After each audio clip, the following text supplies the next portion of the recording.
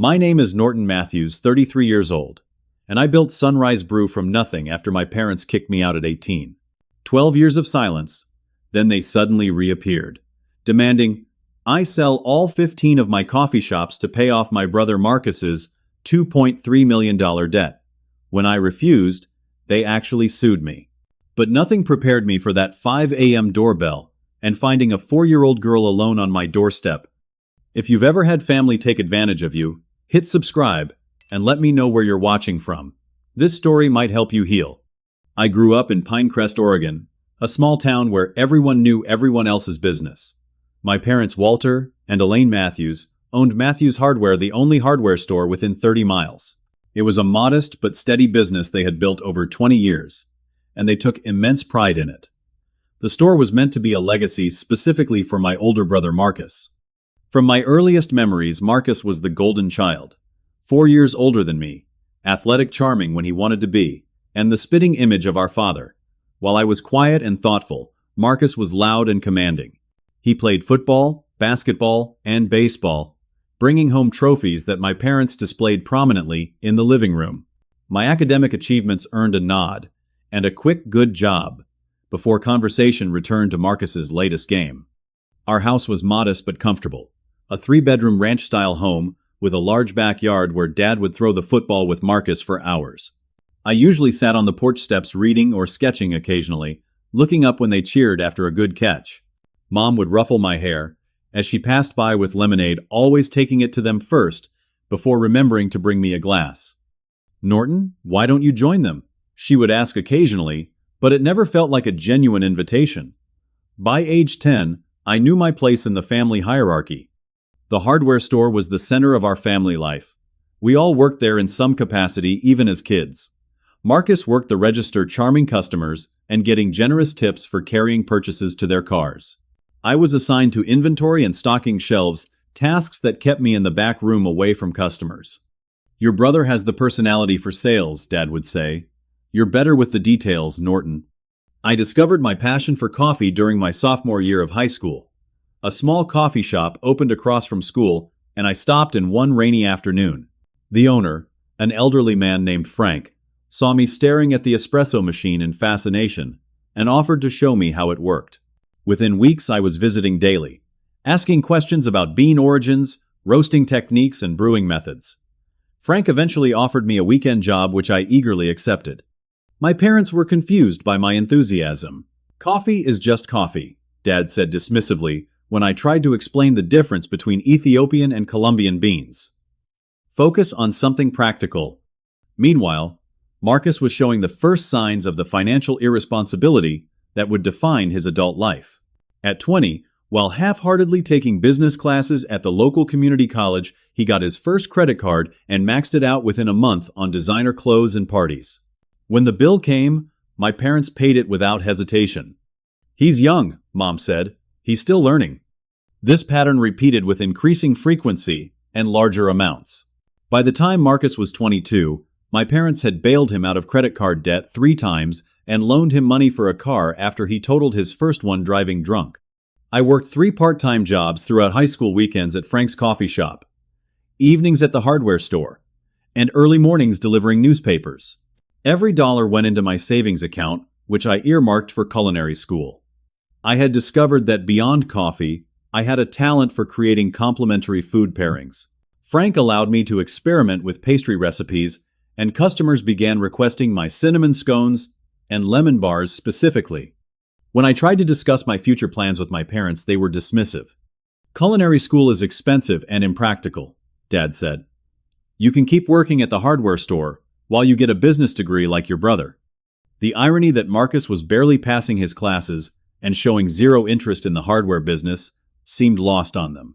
As my high school graduation approached, tensions in our house escalated. Marcus, now 22, had dropped out of college and was working sporadically at the hardware store, often missing shifts without calling. I continued working my 3 jobs, maintaining a 4.0 GPA, and applying to culinary programs despite my parents' disapproval. One evening, I overheard my parents discussing finances in hushed voices at the kitchen table. "We can't keep covering for him," Mom whispered. "The store's profits are down this quarter." What choice do we have? Dad replied. He's our son. Besides, once he takes over the business, he'll settle down.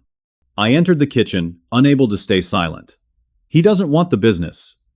I'm the one who's interested in entrepreneurship. They both looked at me, as if they'd forgotten I lived there. This is adult business, Norton Dad said firmly. And Marcus has always been meant for the store.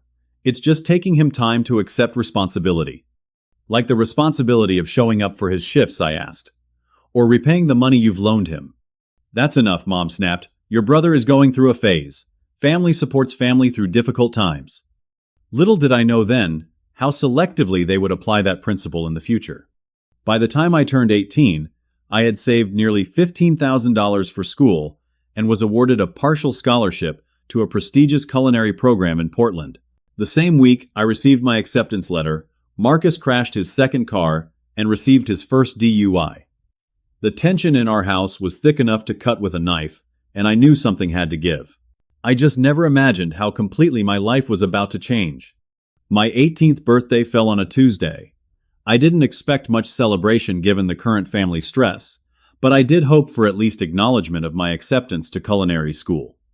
I came downstairs that morning to find my parents and Marcus sitting grimly at the kitchen table, an unusual sight since Marcus rarely woke before noon. Sit down, Norton Dad said, his voice unnaturally formal. We need to discuss something important. I sat noticing the absence of any birthday cards or even a simple happy birthday. Dad cleared his throat. Your brother has found himself in a difficult situation. He owes some people $50,000. My jaw dropped. $50,000? How is that even possible? Marcus stared at the table, uncharacteristically silent. Mom placed her hand over mine. He got involved in some gambling, made some mistakes trying to win back his losses. These aren't nice people, Dad continued. They've given him 30 days to pay, or there will be consequences. I looked between them, trying to understand why they were telling me this on my birthday. Okay, so what's the plan? Is he getting a loan? A heavy silence fell over the table. Dad and Mom exchanged glances. We're going to help him, Mom said finally. That's what family does. The hardware store isn't doing great, Dad added. We can't get a business loan right now. A cold feeling spread through my chest. So where are you getting $50,000? Dad couldn't meet my eyes. We have some savings and what I pressed, though, I already knew the answer. And your college fund, Mom finished quietly. We'll help you find scholarships and loans for school. This is life or death for your brother. The room seemed to tilt. The college fund they were referring to wasn't the money I had saved working 3 jobs. It was a separate account they had started when I was born, just as they had for Marcus. Marcus had blown through his years ago, but mine had remained untouched, growing to just over $40,000. You're taking my college fund to pay off Marcus's gambling debts. My voice sounded strange, even to my own ears. Don't think of it as your money, Dad said sternly. Think of it as family money being used for family emergencies. I stood up, knocking my chair backward. That money was for my education. My future. What about the partial scholarship I got? It doesn't cover everything. Don't raise your voice, Mom warned. Why not? You're stealing my future to bail him out again. I pointed at Marcus, who still wouldn't look at me. Has he ever faced consequences for anything? Ever? Dad stood too, his face reddening. This isn't about consequences. This is about keeping your brother safe. What about keeping my future safe? I've worked for this. I've saved every penny while he blew through his money. How is this fair? Life isn't fair, Dad snapped. Family means sacrifice. Your brother would do the same for you. I laughed bitterly. No, he wouldn't. And you know it. Marcus finally looked up. I'll pay you back, Norton. I promise. Like you paid back the $500 you borrowed from me last Christmas. Or the $300 before that. His face flushed. That's different. This is serious. So was my money. So is my education. I was shouting now, years of pent-up frustration pouring out. You all treat me like I don't matter, like I'm just here to clean up after the golden child. That's enough. Dad slammed his hand on the table. This conversation is over. The decision has been made. Something inside me snapped. Number, you don't get to decide my future anymore. I saved $15,000 of my own money. I'll use that and get loans for the rest. Don't be dramatic, Mom said. We're still your parents. We still know what's best. Best for who? For Marcus. Because it's certainly not what's best for me. Dad's expression hardened. In this family, we look out for each other. If you can't understand that basic principle, then maybe you need to reconsider your place here. I stared at him in disbelief. My place? You mean as the family doormat? I mean as part of this family, he said coldly. If you can't support your brother in his time of need, then perhaps you need time to reflect on your priorities. My priority is my future. The one I've worked for, while you were all focused on Marcus. Dad pointed toward the door. Then maybe you should pursue that future elsewhere until you learn what family truly means. The kitchen fell silent. Even Mom looked shocked. Walter, she started, but he cut her off. No, Elaine. He's 18 now. An adult. If he thinks he knows better than his parents, let him prove it. I looked at each of them. Dad's rigid anger. Mom's conflicted hesitation. Marcus's guilty, but relieved expression. In that moment, I knew I was alone. Fine, I said quietly. I'll leave. I turned and walked upstairs to my room. With mechanical precision, I pulled out my duffel bag and backpack, packing clothes, toiletries, and important documents. My hands shook as I retrieved my savings passbook from its hiding place beneath a loose floorboard under my bed. I hadn't trusted it to be in the open, a precaution that now seemed painfully justified. When I came back downstairs, Mom was crying softly at the table. Dad stood with his arms crossed. Marcus had disappeared. You don't have to do this, Mom said. Just apologize to your father. For what? For wanting to keep what's rightfully mine. For expecting to be treated equally. Dad's expression didn't soften. Don't come back until you learn that family comes first, Norton. Always. I walked to the door, then turned back one last time. Family should go both ways, Dad. I've always been there for you all. Who's been there for me? The door closed behind me with a finality that echoed through my bones. I stood on the porch of the only home I'd ever known, suddenly homeless on my 18th birthday. I called my friend Thomas from the sidewalk, grateful when he answered despite the early hour. Can I crash at your place for a few days? I asked, trying to keep my voice steady. Sure, man. Everything okay? No, I admitted, but I'll figure it out. As I drove away, I watched my childhood home recede in the rearview mirror. I didn't know then that it would be 12 years before I saw my family again, or that when they finally reappeared, it would be to take even more from me. The first month after being kicked out was a blur of anxiety and exhaustion. Thomas's parents let me stay in their guest room for 2 weeks until I found a tiny studio apartment I could afford. It was barely 200 square feet with a hot plate instead of a proper stove and a bathroom. So small I could touch all 4 walls without moving, but it was mine. I immediately picked up more hours at Frank's coffee shop while applying for additional jobs. Within a week, I was working as a barista, from 6 a.m. to 2 p.m. waiting tables at a diner, from 3 p.m. to 11 p.m., and pulling weekend night shifts at a gas station. Sleep became a luxury, but every paycheck brought me closer to stability. One afternoon, during a rare break, I sat slumped at the coffee shop counter, staring at the rejection letter from the culinary school. Without my parents' financial information, my scholarship had been rescinded and I couldn't qualify for enough loans to cover the full tuition. That face tells me you got bad news, said a voice behind me. I turned to see Greta Lindholm, the owner of the competing coffee shop down the street. In her 60s with silver hair and piercing blue eyes, she was known for her award-winning Norwegian-inspired pastries and no-nonsense attitude. Just college stuff, I said vaguely, not wanting to share my personal drama. She sat beside me ordering an espresso. I've seen you working here. You have good instincts with the beans. Frank says you created some of the pastry recipes too. I nodded, surprised that she knew anything about me. I need a morning assistant manager, she said bluntly. Someone who understands coffee and can learn the baking. Frank says you're working 3 jobs right now, which means you're motivated but exhausted. I'll pay you enough that you can drop the other 2 jobs. Interested. It felt like the first stroke of luck I'd had in weeks. Very interested. Good. Be at Nordic Coffee tomorrow at 4 a.m. We'll see if you can keep up. Working for Greta was like attending the culinary school I couldn't afford. She taught me everything about running a coffee business, from sourcing beans directly from farmers to calculating profit margins on each menu item. She was demanding and precise, but also generous with her knowledge. "You think you want to own a place someday?" she asked one morning, as we prepared the day's pastries. "Yes," I admitted. "I want to create something that's completely mine."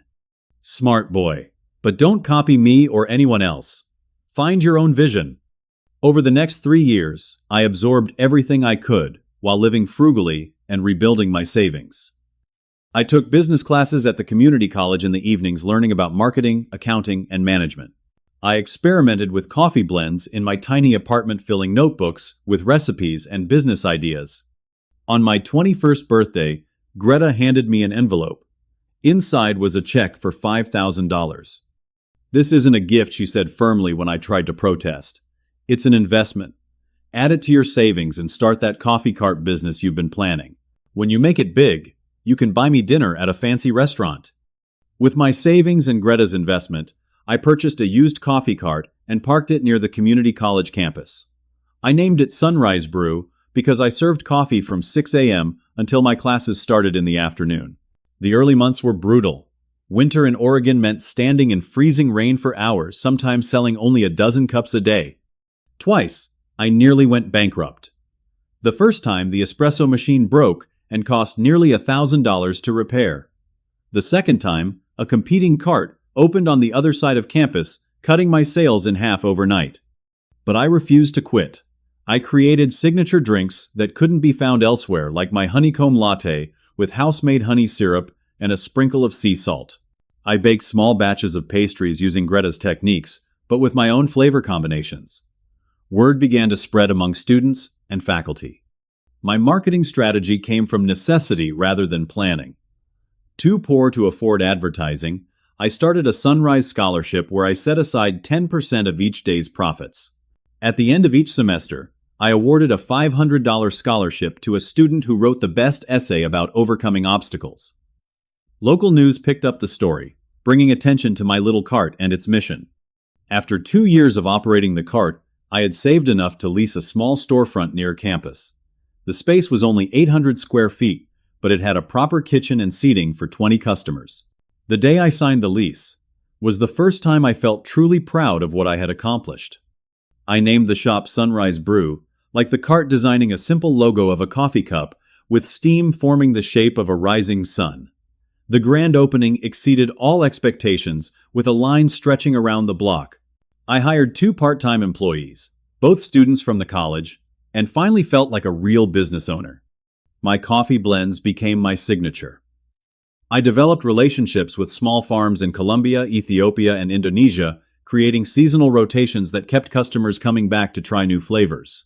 My food menu expanded beyond pastries to include breakfast sandwiches and lunch options, all created to pair perfectly with specific coffee blends. During those years of building my business, I occasionally thought about reaching out to my family. I even drove by the hardware store, once parking across the street, and watching customers come and go. But the memory of that final morning of being told I wasn't part of the family, unless I sacrificed my future for Marcus, kept me from going inside. Instead, I channeled my energy into growing Sunrise Brew. By my 26th birthday, I had opened a second location in downtown Portland. By 28, I had 5 shops throughout Oregon. Each new location maintained the same commitment to quality and community that had defined the original cart.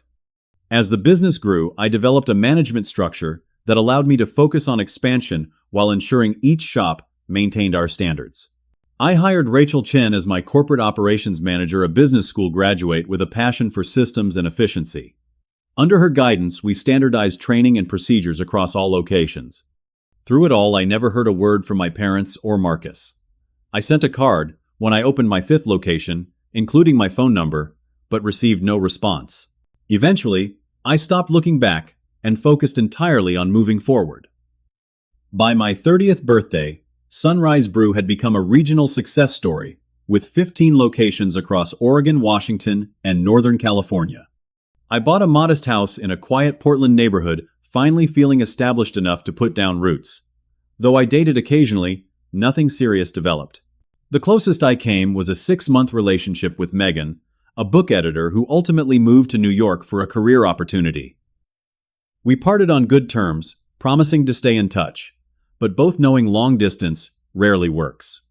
With financial security came the opportunity to give back. I established a more formal scholarship program through Sunrise Brew, specifically targeting homeless and at-risk youth. Having experienced housing insecurity myself, I wanted to create pathways for others facing similar challenges. Life settled into a satisfying rhythm. I split my time between visiting my coffee shops, developing new products, and managing the growing business. If I occasionally felt a hollow space where family should be, especially during holidays, I filled it with work and friends. I had created a life entirely my own, without the shadow of being the less favored son. Then on an ordinary Tuesday morning, everything changed. By my 32nd birthday, Sunrise Brew had become more successful than I ever imagined possible. From that first coffee cart in the rain to 15 thriving locations, the journey had been incredible. Each shop maintained the core values I had established from the beginning: ethically sourced beans, house-made food pairings, and deep community involvement. Our Portland flagship store, a converted warehouse with exposed brick and reclaimed wood tables, became a destination for coffee enthusiasts from around the country. The space featured a brew lab where customers could watch our roasting process and participate in tasting workshops. Travel magazines began featuring us in must-visit lists for the Pacific Northwest. What made Sunrise Brew unique wasn't just the quality of our coffee, but our business model. Each location adapted to its neighborhood while maintaining consistent standards. Our Seattle shop incorporated local art and hosted poetry readings. The San Francisco location featured a tech-friendly layout with wireless charging stations built into tables. In smaller towns, we became community gathering spaces. Rachel proved invaluable as we expanded. Her systematic approach to growth helped us avoid the common pitfalls of rapid expansion. She implemented training programs that ensured every barista could explain the origin and flavor profile of each coffee bean, creating a customer experience that felt both educational and welcoming. "You've built something special," she told me one evening, as we reviewed plans for our 16th location. "Most chains lose their soul when they grow. Sunrise hasn't." The financial success was still sometimes surprising to me. After years of counting every penny, I now had substantial savings investments and a business valued at several $1,000,000. I paid my staff well above industry standard, with healthcare benefits and education stipends. Many of my early employees had grown with the company, moving into management positions. My personal life remained relatively simple, despite my growing wealth. I lived in the same modest 3-bedroom Portland home I had purchased years earlier, though I had renovated the kitchen to include professional-grade appliances. My one indulgence was a restored 1967 Mustang convertible, a childhood dream car that I drove on sunny days with the top down. Dating came and went in phases. My relationship with Megan had been the most significant, lasting 6 months before her career took her to New York. We tried long distance briefly, but the 5-hour time difference and our busy schedules made it impossible to maintain. We parted amicably occasionally, catching up via text message on birthdays and holidays. There were other relationships after Megan: Sarah, a yoga instructor whose serenity I admired, but whose spiritual beliefs ultimately diverged too much from my pragmatic worldview. Jenna, a chef, whose work schedule was as demanding as mine, leaving us little time to actually see each other. And Rebecca, a marketing executive whose intense ambition reminded me too much of my brother's self-centered focus. Between relationships, I filled my time with work and a small circle of close friends. Thomas, my high school friend, who had given me shelter that first night, remained a constant in my life even after moving to Seattle for a software engineering job. We met monthly, alternating visits between Portland and Seattle.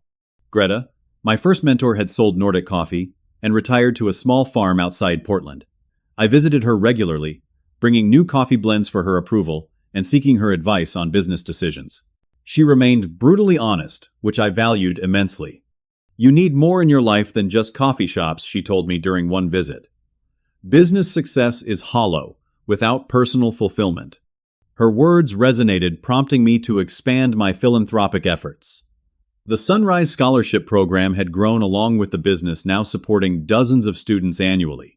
I added a new initiative focused specifically on youth homelessness, funding emergency housing and education opportunities. This work brought me the most satisfaction outside of the business itself. At a fundraising event for the housing program, I shared my own story publicly for the first time, describing the experience of being kicked out at 18 and building a life from scratch. The hardest part wasn't the physical challenges I told the audience. It was the feeling that I didn't matter enough to be supported by the people who should have cared the most. The speech received local media attention, bringing new donations to the cause, but also exposing my personal history more widely than I had intended. For the first time in years, I wondered if my parents might see it and reach out. They didn't. As Sunrise Brew approached its 10th anniversary, I began considering even bigger expansion opportunities. Rachel had developed a 5-year plan that would double our locations and potentially include franchising opportunities. The numbers made sense, but I hesitated, concerned about maintaining quality and company culture with such rapid growth. "We don't need to decide immediately," Rachel assured me. "But investors are interested. Your story and the company ethos are marketable beyond just great coffee." I found myself at a crossroads, both professionally and personally. The business was stable and successful enough that I could step back from day-to-day operations if I wanted to. I could travel, pursue other interests, or even start a new venture. But Sunrise Brew had been my entire focus for so long that I struggled to imagine a different path. During this period of contemplation, I made one last attempt to connect with my family.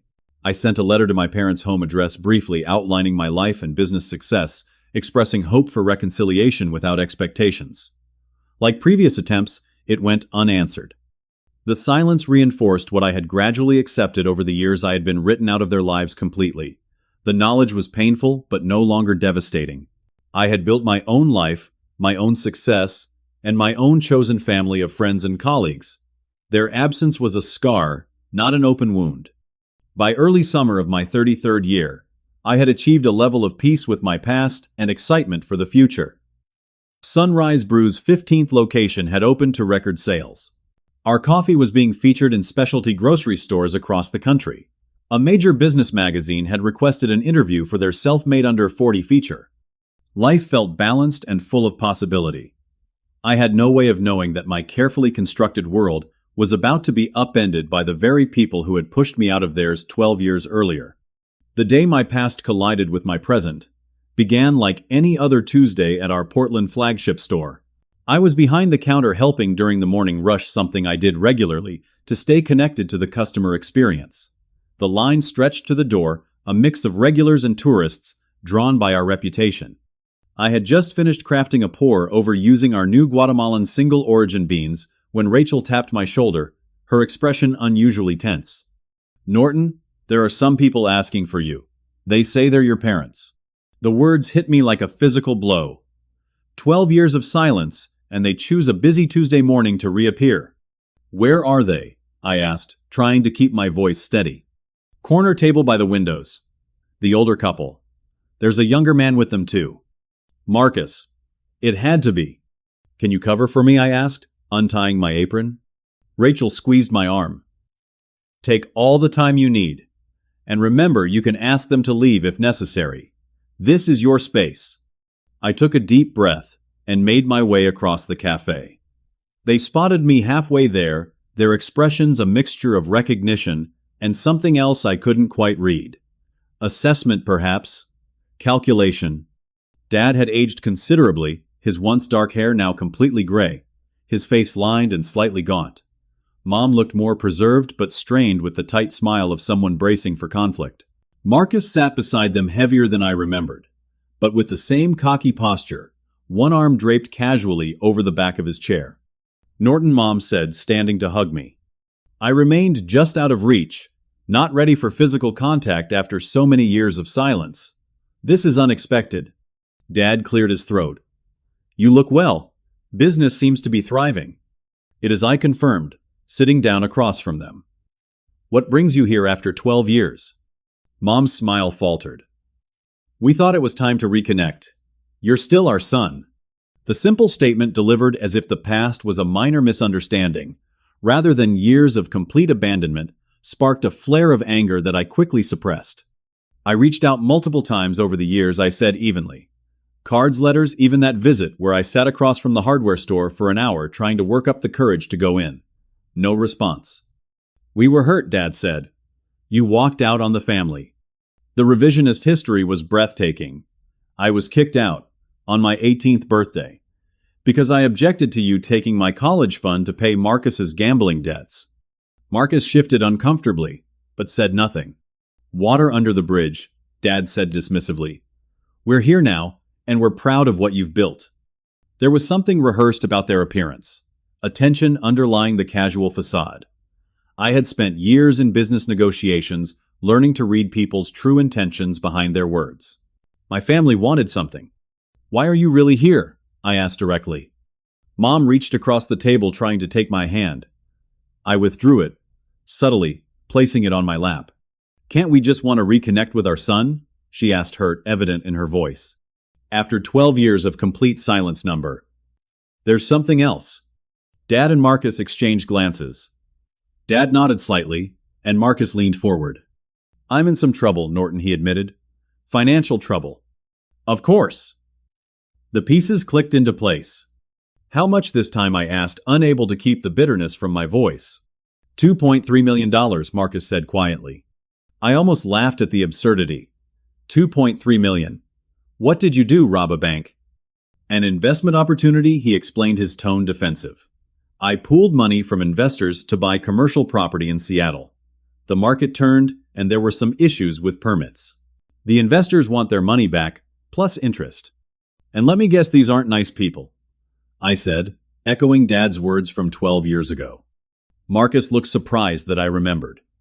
Some of them are threatening legal action. So get a loan. Declare bankruptcy. Work it out like a normal adult. We tried, Dad interjected. The hardware store is gone. We sold it 3 years ago when your mother got sick. This was news to me. I'm sorry to hear that. Are you okay now, Mom? She nodded. Breast cancer. In remission. Another pang of hurt that they hadn't contacted me during such a serious illness. We're living on the proceeds from the store sale and our retirement funds, Dad continued. We can't help Marcus this time. The conversation paused as a barista delivered 3 cups of our house blend coffee, which Rachel must have sent over. The interruption gave me a moment to process what was happening. So, you came to me, I stated once we were alone again. After 12 years of no contact, you tracked me down because you need money. Not exactly, Mom said quickly. We came because we miss you. The situation with Marcus just accelerated our timeline. Dad was less diplomatic. You've done well for yourself. 15 coffee shops, all profitable according to the business news. You could help your brother if you wanted to. By giving him $2.3 million, I asked incredulously. Marcus cleared his throat. Actually, we were thinking more along the lines of you selling the business. A chain like yours could fetch 7 or 8 million in this market. More than enough to clear my debt and give us all a fresh start. The audacity stunned me into momentary silence. They expected me to sell Sunrise Brew, the business I had built from nothing, to bail out Marcus again. You can't be serious, I finally managed. Family helps family, Dad said firmly. That's what I tried to teach you all those years ago. By kicking me out. By never responding to my attempts to reconnect. That's your definition of family. Helping family. We made mistakes, Mom admitted. We all did. But this is a chance to come together again. I looked at each of them in turn, searching for any sign of self-awareness or genuine remorse. I saw none. Let me be very clear, I said, keeping my voice low, despite my rising anger. I will not sell my business to pay for Marcus's mistakes. Not now, not ever. Marcus's face darkened. After everything the family did for you growing up, what exactly did you do for me? Dad took my college fund to pay your gambling debts. You all cut me out of your lives for 12 years. Now you show up expecting me to sacrifice everything I've built. You're being selfish, Dad snapped. Family has to help each other. Selfish, I repeated, incredulous. I built this business from nothing. I lived in a 200-square-foot apartment and worked 3 jobs. I missed meals to save money for my first coffee cart. Where were any of you then? Mom was crying now, quiet tears that once would have made me back down. Please, Norton, your brother could go to prison. Then maybe he should, I said the words, cutting through the emotional manipulation. Maybe it's time he faced consequences for his actions. Marcus stood abruptly. You smug, self-righteous bastard. You think you're better than us because you sell overpriced coffee to hipsters. Several customers turned to look at the commotion. Rachel started moving in our direction, concern evident on her face. I think I'm a responsible adult who doesn't expect others to clean up my messes, I replied evenly. Something you never learned, because they always bailed you out. Dad stood as well. This isn't over, Norton. The business has Matthew's family roots whether you acknowledge it or not. What are you talking about? You never gave me a penny. We raised you. We fed and clothed you for 18 years. That's investment enough in the eyes of the law. The threat was thinly veiled, and suddenly I understood why they had really come. This wasn't just a request. It was the opening move in a calculated plan. I think you should leave, I said, standing to signal. The conversation was over. All of you. You'll regret this, Marcus hissed. We're still family whether you like it or not. I watched them walk out, Mom looking back once, with tears streaming down her face. The performance might have worked on the 18-year-old version of me. The 33-year-old business owner saw it for what it was, emotional blackmail. Rachel appeared at my side as the door closed behind them. Are you okay? No, I admitted. But I will be. Can you call our lawyer? I have a feeling I'm going to need her. As I predicted, the lawsuit arrived by courier 3 days later. My family was only getting started. The legal papers were delivered to my office at Sunrise Brew headquarters on Friday afternoon. The manila envelope contained a formal complaint filed in Oregon Circuit Court Walter and Elaine Matthews versus NNFTO. Norton Matthews and Sunrise Brew LLC. My parents were claiming partial ownership of my business, based on the outlandish assertion that they had provided seed capital and essential business guidance during the formative years of Sunrise Brew. They argued that, as my parents, they were entitled to a 30% stake in the company, which they intended to liquidate immediately to address urgent family financial obligations. I called Sofia Vasquez, the attorney, who had handled Sunrise Brew's legal matters for the past 5 years. She arrived within the hour, reviewing the documents with a deepening frown. This is frivolous, she said, finally setting down the complaint. But that doesn't mean it won't be expensive and stressful to fight. They're lying, I said, still in disbelief. They never gave me a penny. I haven't even seen them in 12 years until this week. Do you have documentation of your initial funding sources? Bank statements showing your personal savings going into the business? The investment from your former employer? Fortunately, I had kept meticulous records from the beginning. Greta's $5,000 check had been properly documented as an investment with appropriate paperwork. My own savings withdrawals were all recorded. I even had the original business plan I'd created for the coffee cart, with no mention of parental involvement. Good. Sophia nodded after reviewing everything. We can prove their claims are fabricated. But Norton, they're your parents. Are you prepared for how ugly this could get? I thought about the 12 years of silence, the college fund they had taken, and now this attempt to steal what I had built. They stopped being my parents the day they kicked me out, I said firmly. Defend the business with everything we have. The next 6 months were among the most stressful of my life. The lawsuit consumed my time and energy, distracting from business operations and expansion plans. Rachel stepped up, admirably handling day-to-day decisions, while keeping me informed of anything critical. The legal process forced me to recount my family history in painful detail, documenting the events surrounding my 18th birthday and subsequent estrangement. Depositions required me to sit across from my parents and answer questions while they watched with cold eyes, as if I were the one who had betrayed them. My parents' attorney attempted to paint me as an ungrateful son who had abandoned his family obligations. They produced birthday cards from my childhood, with notes about investing in my future, as supposed evidence of their financial commitment to my business. They claimed verbal agreements that had never existed. The stress began affecting my health. I developed insomnia, often working through the night, rather than lying awake thinking about the case. I lost weight and started experiencing tension headaches. Rachel and my other friends worried openly about me. "You need to take care of yourself," Greta told me during one of her visits. "They're trying to wear you down. Don't let them." Support came from unexpected places. Frank, my first employer at the coffee shop, traveled from Oregon to provide a deposition about my early work ethic and independent savings. Former professors from my business classes testified about my solo efforts to educate myself. Even my landlord from that first tiny apartment came forward to describe how I had worked multiple jobs to make rent. The lawsuit became a local business news story, with most coverage sympathetic to my position as a self-made entrepreneur being targeted by estranged family members. Some reporters dug into Marcus's history, uncovering a pattern of failed ventures and financial mismanagement. The publicity was uncomfortable, but ultimately helpful to my case. 4 months into the proceedings, the court scheduled a mediation session in an attempt to resolve the case before trial. My parents arrived with Marcus in tow. Though he wasn't officially party to the lawsuit, Sophia advised me to listen, but make no commitments. The mediator, a retired judge, began by explaining the process. Before discussions could begin in earnest, Marcus interrupted. "This could all go away if Norton would just be reasonable," he said. "Sell the business, pay my debts, and we can be a family again." "Mr. Matthews," the mediator said sternly, "you're not a party to this case, and that's not how mediation works." My father leaned forward. "We raised Norton. We put a roof over his head, food in his mouth. Everything he knows about business he learned from us at the hardware store." "Is that your position?" the mediator asked. "That parental obligations entitle you to ownership of your adult child's business ventures?" "We had an understanding," Mom insisted. "Family resources are shared resources." Like my college fund, I couldn't help asking. The mediator raised a hand to pause the exchange.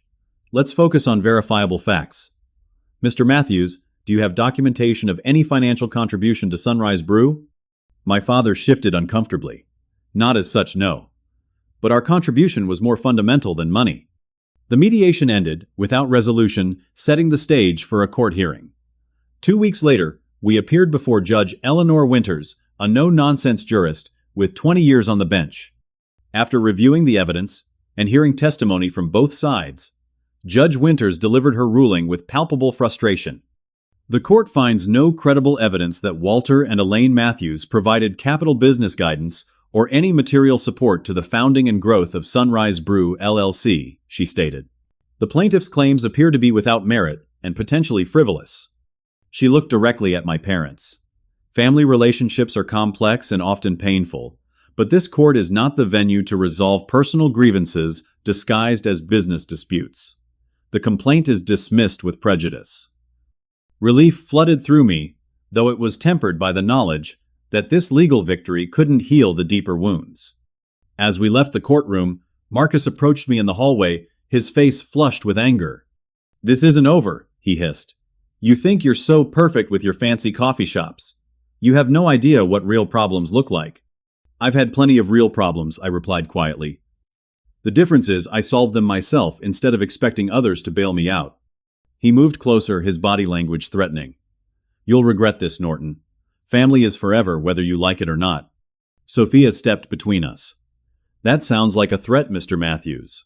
I suggest you walk away before we discuss this with security." Marcus retreated, joining our parents, who stood watching from down the hall. The three of them left without another word, a united front against the son and brother, who had refused to be their financial solution. On Sophia's advice, I filed for a restraining order the next day, barring my family from entering any Sunrise Brew location or contacting me directly. The court granted it, based on Marcus's threatening behavior and the pattern of harassment the lawsuit represented. The legal victory should have brought closure, but instead, I found myself struggling with unexpected emotions. Seeing my family again, even in such adversarial circumstances, had reopened wounds I thought had long healed.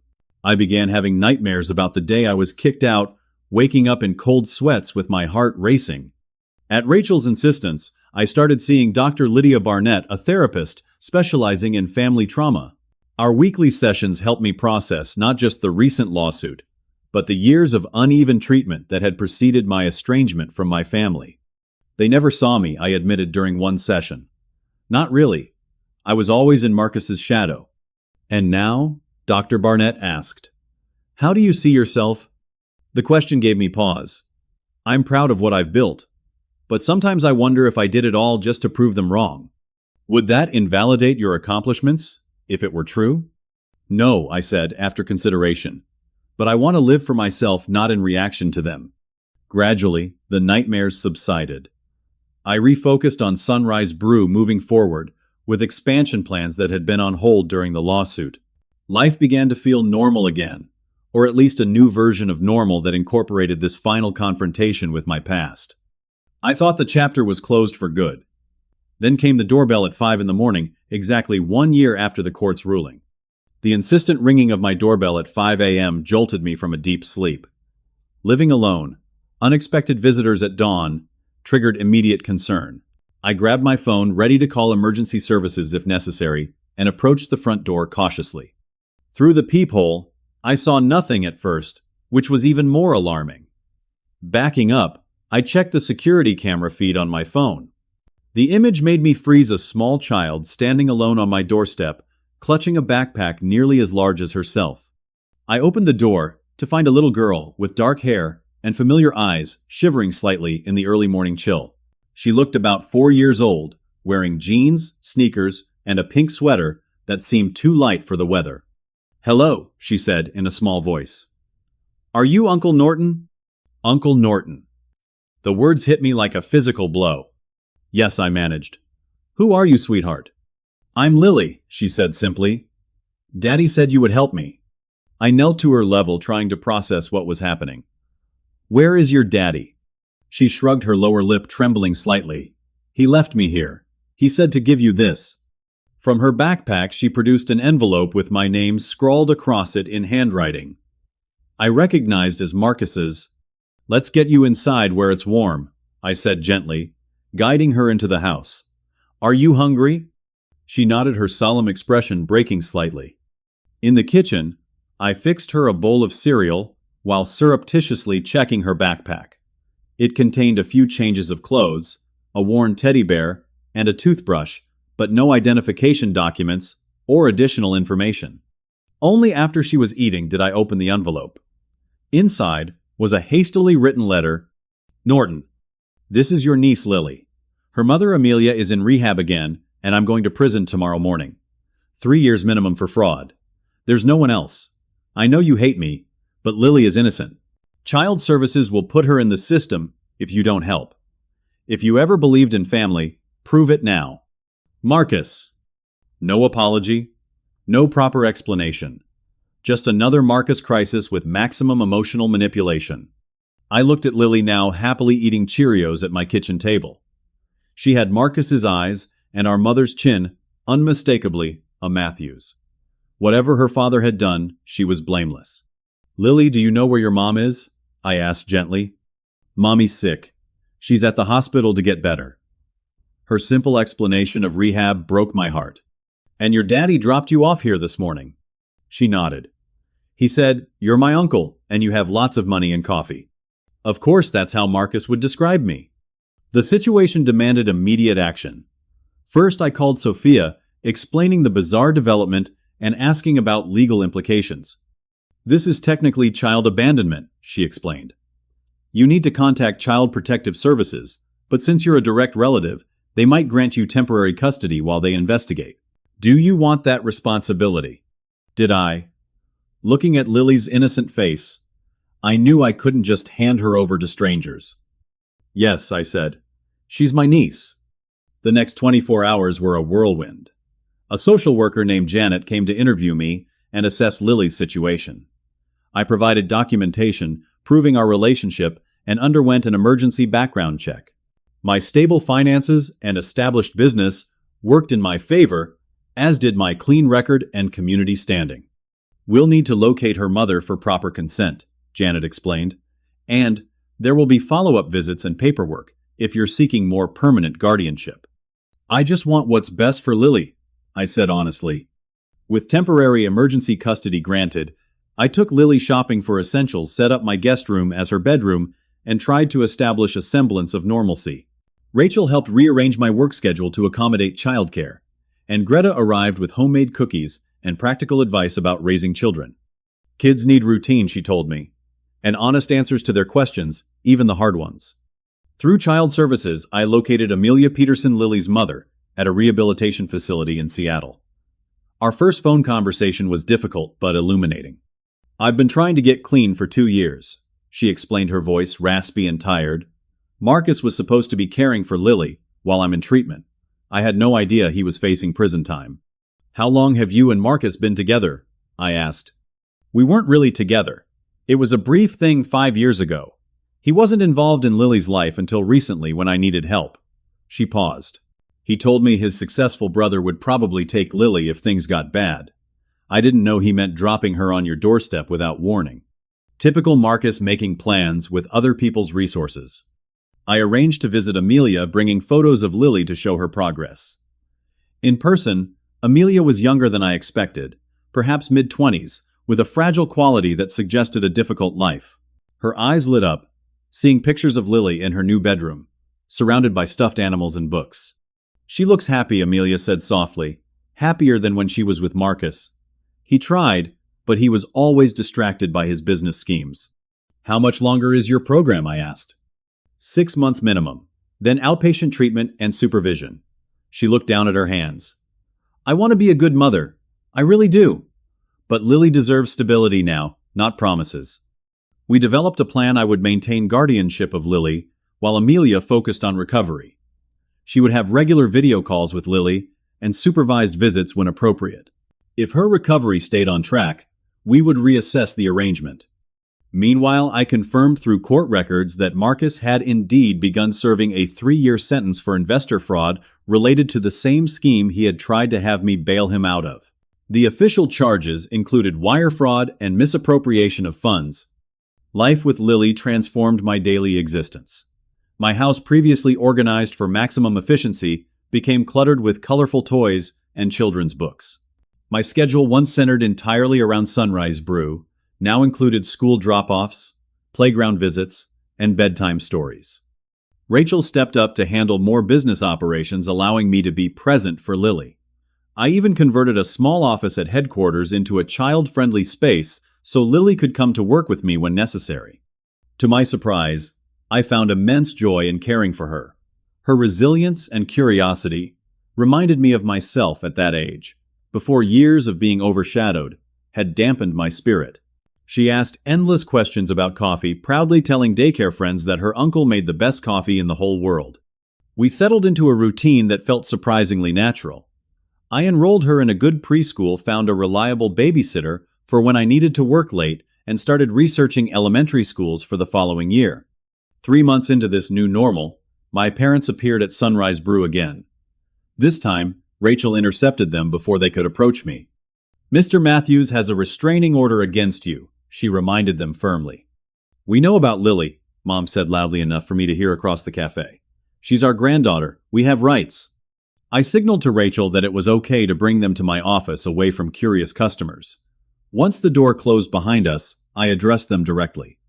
"Lily is under my legal guardianship with her mother's consent. You have no rights in this situation." "We're her grandparents," Dad insisted. "Marcus told us you took her in from prison." "How nice of him to keep in touch." Mom leaned forward. "We've made mistakes, Norton, with Marcus.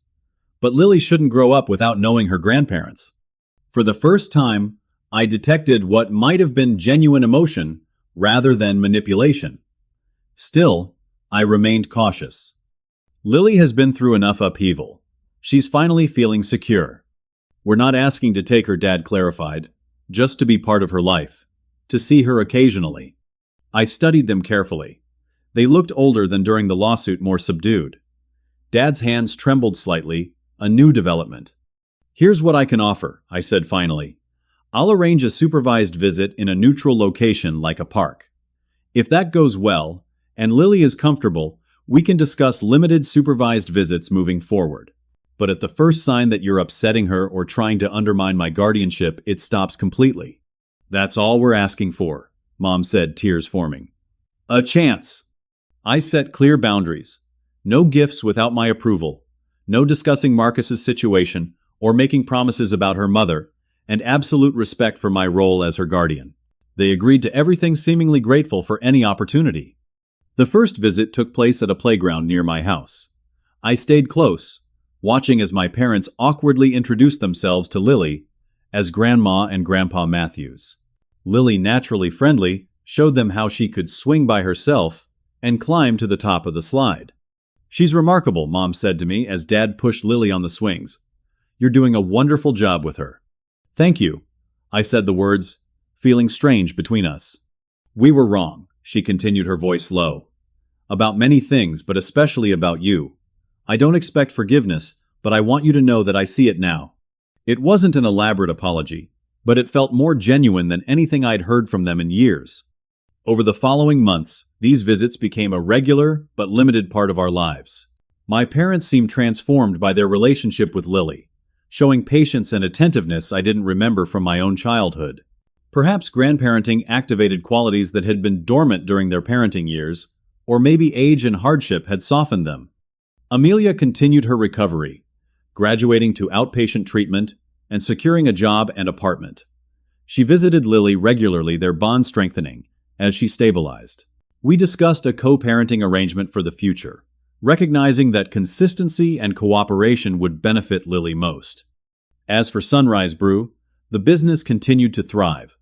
I opened the 16th location with a special children's area featuring a miniature play coffee shop inspired by Lily's fascination with my work. The concept proved so popular that we retrofitted all our locations with similar spaces, attracting a new demographic of parents seeking coffee shops where children were truly welcome. One evening, as I tucked Lily into bed after story time, she asked a question that caught me off guard. "Uncle Norton, are you my daddy now?" I sat on the edge of her bed, choosing my words carefully. "I'm your uncle and your guardian. That means I take care of you and love you very much. Your mom is working hard to get better, so she can take care of you too. And your dad is away right now." "But you're my family," she insisted. "Yes," I agreed, feeling the truth of it deep in my bones. "We're definitely family." Reflecting on the past year, as I closed her door, I realized how profoundly my understanding of family had evolved. My parents had taught me that family meant obligation and sacrifice, but only flowing in one direction. My experience with Lily showed me that true family was about mutual care and commitment, chosen daily rather than merely inherited. I had refused to sell my business to bail out Marcus, standing firm against my parents' manipulation. Yet I had willingly rearranged my entire life to care for his daughter, not from obligation, but from genuine love and recognition of our connection. The irony wasn't lost on me. In caring for Lily, I had created the family I always wanted, one based on respect and genuine affection rather than expectation and comparison. Our little household eventually, including Amelia as she completed her recovery, formed a different kind of family unit built on intention rather than merely blood. My parents, in their limited grandparent role, seemed to be learning this lesson too. They never again mentioned Marcus's debts or made financial demands. Instead, they focused on building a relationship with Lily and tentatively rebuilding some kind of connection with me. I didn't sell my coffee shops to pay my brother's debts. Instead, I used the resources those shops provided to give his daughter the stable, loving home he couldn't. In doing so, I discovered that the true meaning of family isn't defined by those who share our DNA, but by those who share our lives, our struggles, and our joys. What about you? Has family ever expected too much from you? Or have you found yourself creating a chosen family that supports you better than your blood relatives? Hit like and subscribe if this story resonated with you, and share your experiences in the comments below. Remember, sometimes the family we create is more powerful than the family we're born into. Thank you for listening, and I wish you the strength to define family on your own terms.